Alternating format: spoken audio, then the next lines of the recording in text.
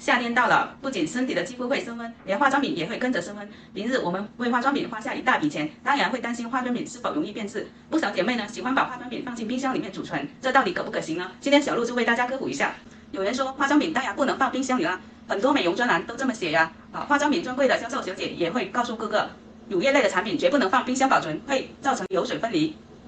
其实化妆品在出厂前都会做耐热耐寒的测试，耐热一般是40度到45度之间，耐寒一般是-5度到-10度之间，经过检测符合要求才可以出厂，所以化妆品放在室温下保存是不会有问题的。那什么产品可以放冰箱，什么产品不可以放呢？像水包油、油包水这样两项的产品最好不要放冰箱里保存，可能会对产品的稳定性造成影响。还有就是卸妆油、乳液类的含油脂比较多的产品，最好不要放冰箱里面保存。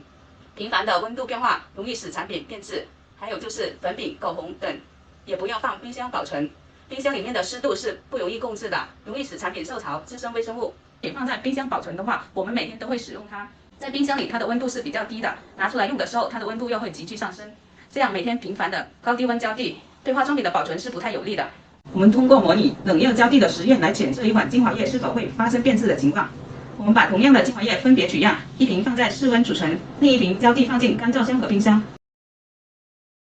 反复多次。